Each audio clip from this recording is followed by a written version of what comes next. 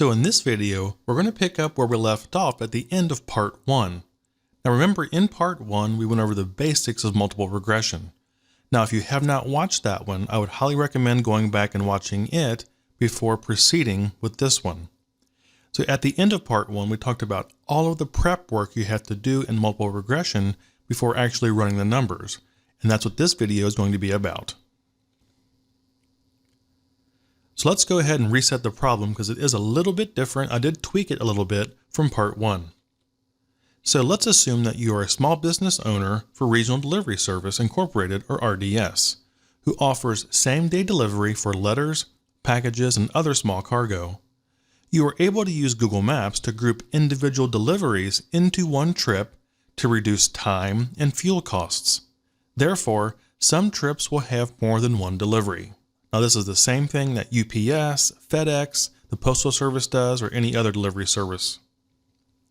Now as the owner, you would like to be able to estimate how long a delivery will take based on 3 factors that you have deemed important. 1, the total distance of the trip in miles, makes sense. 2, the number of deliveries that must be made during the trip. So we sort of assume that the more deliveries that must be made, the longer the delivery will take. And 3, the daily price of gas in US dollars. So maybe delivery drivers drive slower to use less fuel if gas or petrol is more expensive.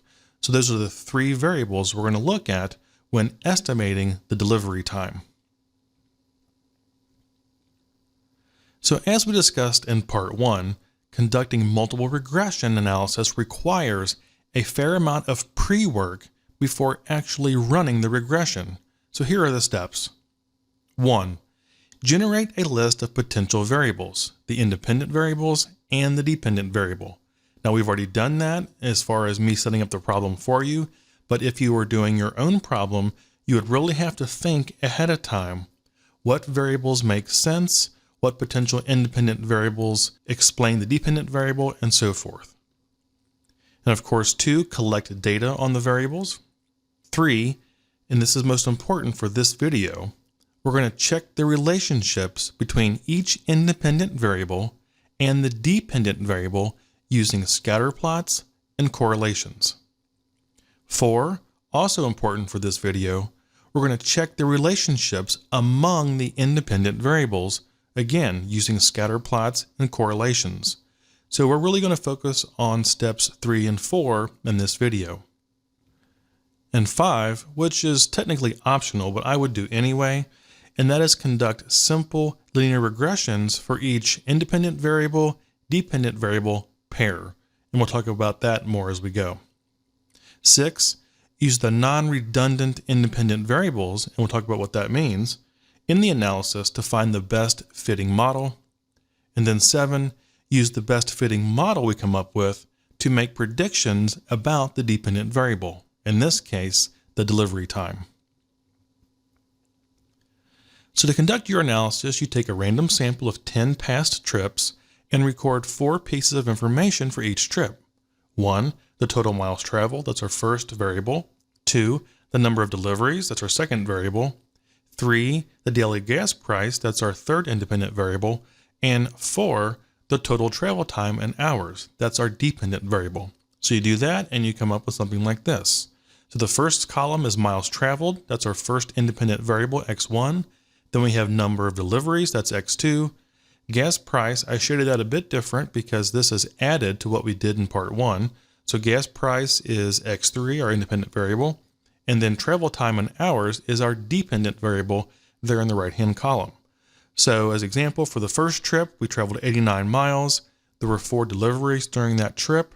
And on that day, the average price of gasoline was $3.84. And then the travel time took 7 hours. So that's how we would read each entry or each record, if you want, of the data. So we want to sketch out our relationships. Now remember that multiple regression is a many-to-one relationship. So in this case, we have our dependent variable, travel time, which we designate as y, and then we have our 3 independent variables, miles traveled, which is x1, number of deliveries, which is x2, and the gas price, which is x3. So from each independent variable to the dependent variable, we have a relationship. So it's a total of 3 relationships. But we're not done there. We also have relationships among the independent variables themselves. So there are 3 relationships there. You can see they're in the dotted line. So altogether, we have 6 relationships we have to analyze during our prep work. So as far as relationships of the independent variable to the dependent variable, we have 1, 2, 3. 3 relationships to analyze, and we'll go ahead and do that next. So in this section, we're going to look at the independent variable to dependent variable scatter plots. And what we're doing here is checking the relevancy of each independent variable. And as we go, you'll see what we mean by that. So here is our first scatter plot. So you can see we have miles traveled down on the x-axis. That's our first independent variable, x1. And then on the y-axis on the left, we have time traveled. That's our dependent variable. Now, what we're looking for here is a relatively strong linear relationship. Now, if you look at the dots in the scatter plot, you can see that it's a fairly strong linear relationship. So we're going to make sure we note that and realize that our first independent variable and the dependent variable do have a strong linear relationship. Now we'll do the same for the second independent variable. So we have number of deliveries along the bottom and our dependent variable y, travel time along the y-axis. And again, it appears that we have a very strong linear relationship between our second independent variable and our dependent variable. And then finally, we have our third independent variable, gas price. And we're looking for a linear relationship to the dependent variable over on the left-hand side on the y-axis. But as you can see, there isn't one. The scatter plot is not in any discernible pattern. The data points are all over the place. They don't form a line of any sort. So we can just say, based on visual examination, that gas price, our third independent variable, really does not have any strong linear relationship or linear relationship at all to our dependent variable, time traveled.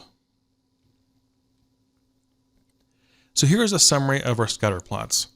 So of course, in the first case, our first independent variable, miles traveled, that had a strong linear relationship with travel time. Our second independent variable, number of deliveries, also had a strong linear relationship with our dependent variable, travel time. But gas price did not. So in that case, we're going to put a little X there, just noting to ourselves that the gas price does not have a very strong relationship to our dependent variable. So here's our scatter plot summary. For dependent variable and independent variables, the travel time, the dependent variable, appears highly correlated with miles traveled. That's our first independent variable. Travel time also appears highly correlated with our second independent variable, number of deliveries. However, travel time does not appear highly correlated with gas price. Remember, in that case, the data points were sort of in a random blob all over the scatter plot, so no linear relationship there. Now, since gas price, our third independent variable, does not appear correlated with the dependent variable, we would not use that variable in the multiple regression. So as you can see here, sort of a precursor or a requirement for even including an independent variable in the multiple regression is that before we even begin, it has to have some sort of relatively strong linear relationship. Otherwise, it does not make any sense to include it because it's not going to make any contribution to the prediction. For now, we will keep gas price in and then take it out later just for learning purposes. So if we were actually doing this regression, we would just go ahead and take out gas price and continue forward. But for learning purposes, I'm going to go ahead and keep it in so you can see how it affects the regression as we go. Just keep that in mind.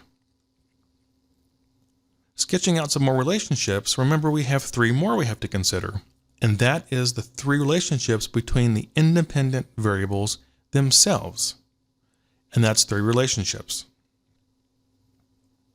So in the independent variable to independent variable scatter plots, what we're looking for is checking for multicollinearity. And remember, that is correlation among the independent variables themselves, which, as we talked about in part 1, can cause some serious problems with your regression.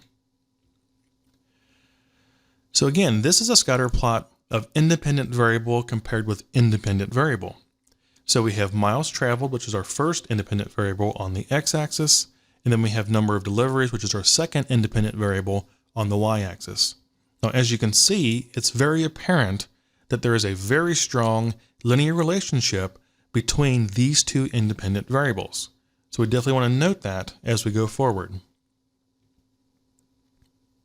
So our next scatter plot, we're looking at our first independent variable, miles traveled, and our third independent variable, gas price, which is x3. Now, as you can see, there really is no discernible linear pattern or linear relationship between these two independent variables. And finally, we have number of deliveries, which is our second independent variable, and we're looking at that scatter plot with gas price on the y-axis. And again, we can see that there is no discernible linear pattern or linear relationship between the second and third independent variables. So here's our independent variable scatter plot summary. And again, we're checking for multicollinearity. Now, the first graph shows us that we have a potential problem. The first two independent variables, miles traveled and number of deliveries, seem to be highly correlated, have a highly linear relationship, and that is the pure definition of multicollinearity. And we know that including both of those in the regression can cause some serious problems because the regression, or the computer when it does it, is not really sure what coefficients to assign to those two variables if they are so similar. And the example I used in part 1 was that if I'm cooking dinner and I add table salt to my dinner and I add sea salt to my dinner, when I eat it, all I can tell is that it's salty. I can't tell if it's the sea salt or the table salt because they are so similar in taste. And this is what happens when two independent variables are correlated in multiple regression. Now, x1 and x3 are not correlated, so that's okay. And then x2 and x3 are not correlated, so again, that's okay. So in terms of multicollinearity, we might have a problem, or we're probably going to have a problem with the multicollinearity between x1 and x2. So, the summary of the scatter plots for the independent variables. So number of deliveries appears highly correlated with miles traveled, and this is by definition multicollinearity. However, miles traveled does not appear highly correlated with gas price, and gas price does not appear correlated with number of deliveries. Now, since number of deliveries is highly correlated with miles traveled, we would not use both in the multiple regression. They are redundant. Because they appear, at least visually, to be so highly correlated, have a very strong linear relationship, they are called redundant, and we would only use one of them in the actual multiple regression. Now again, for now, we're going to go ahead and keep both in there and then take out one later just for learning purposes. So again, if we were doing the actual multiple regression for an assignment or for an analysis with our place of business, we would not include both of those in there.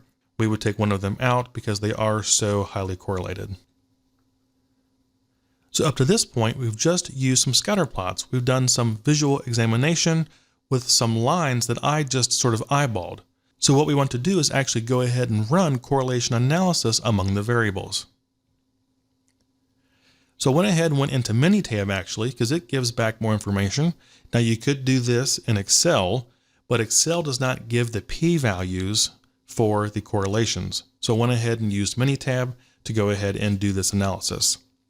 So the first thing I want to draw your attention to is the bottom row. So we have travel time y. Now remember, that's our dependent variable. And then in the columns, we have our three independent variables. So if we look at the intersection of travel time y and miles traveled, we can see that those two have a correlation of 0.928. That is very, very strong in terms of correlation.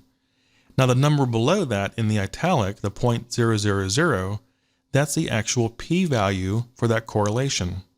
So that means it's actually less than 0.001. Now remember, our threshold is 0.05. So if it's below 0.05, we would say that it is statistically significant. And of course, in this case, it is.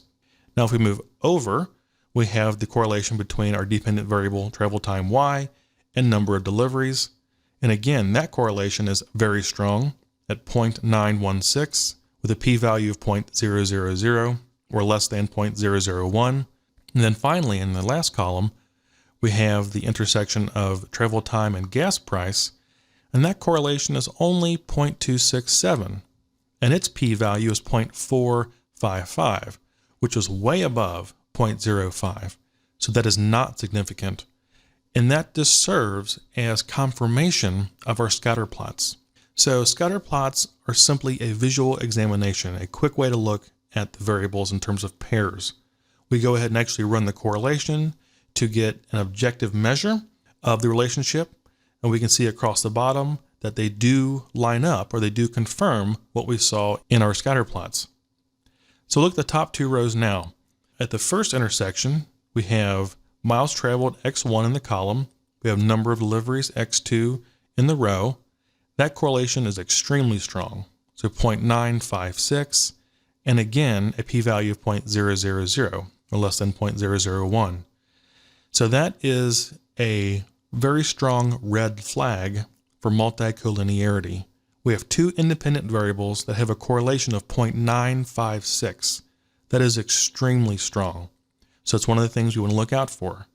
Now in the second row, we have miles traveled versus gas price. That correlation is only 0.356 with a p-value of 0.313. Again, not a strong correlation and not significant. And then finally, we have the intersection of number of deliveries x2 and gas price x3. That correlation is 0.498. Again, not very strong with a p-value of 0.143. So these correlations just serve as a confirmation of the analysis we did in our scatter plots. And it will help us decide which variables to leave into the regression and which variables to take out when we actually do the analysis. So let's go ahead and do a summary of our correlations. So this first graph is miles traveled x1 and our dependent variable y, which is travel time. So that correlation was 0.928 with a p-value of 0.000 or less than 0.001. So we'll give that a check mark, because again, in this case, we're confirming that our independent variable is strongly related to our dependent variable, because that is a requirement of even having that independent variable in the regression. So our second independent variable has a correlation with the dependent variable of 0.916 with a p-value less than 0.001. So we'll give that a green check. That passes the test. And then finally, our third independent variable, gas price, that had a correlation of 0.267, a p-value of 0.455. So that does not make the cut. We'll put an X through that one and note to ourselves that we will most likely not include that in our multiple regression. So the first two variables make the cut, but the third one, gas price, does not. So let's go ahead and look at a correlation summary of the independent variable comparisons. So again, here we're looking for multicollinearity, which is a high correlation between independent variables. So our first pair, miles traveled x1 and num deliveries x2, we have a correlation of 0.956 with a p-value that's less than 0.001. This is a problem. Now, two independent variables that are that highly correlated, above 0.95 in correlation, are going to be multicollinear, and therefore we cannot include both of them in the regression. So we'll talk about that as we go forward. But this is an example of a problem we want to look for between independent variables. The second one, we have miles traveled x1 and gas price x3. The correlation is 0.356 with a p-value of 0.313. No problems there, no risk of multicollinearity. And then in the last one, we have num deliveries x2 compared to gas prices x3. Correlation of 0.498 with a p-value of 0.143. Again, no problem with multicollinearity there as well. So it appears the two offending or the two problematic variables are x1, miles traveled, and x2, number of deliveries. They have a very high correlation with each other. And let's step back for a minute. This should make sense in real life. The number of miles we travel is going to be highly related to the number of deliveries we have on that trip. So if we have more deliveries, we're probably going to have to drive more. That makes sense in real life.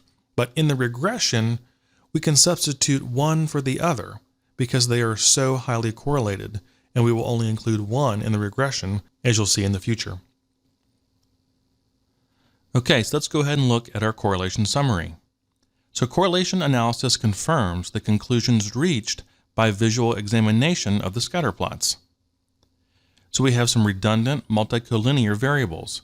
So miles traveled and number of deliveries are both highly correlated with each other and therefore are redundant. Only one should be used in the final multiple regression analysis. Now we do have a non-contributing variable. So gas price is not correlated with the dependent variable really at all and should be excluded. So review and conclusion. So in multiple regression, a lot of prep work must be done before ever clicking the Run button in your software. Do not blindly mash buttons in stats software. Step back, think about the variables, do some simple scatter plots, do some correlations, look at the relationships among all of that, and then decide how you want to proceed. So some techniques we discussed: scatter plots, correlation analysis, and then individual or group regressions. Now we did not do that in this video. We will talk about that in the next video, but that's another technique you can employ to examine these relationships. So next steps from here. So for the sake of learning, we are going to break the rules and include all three independent variables we talked about in the regression at first.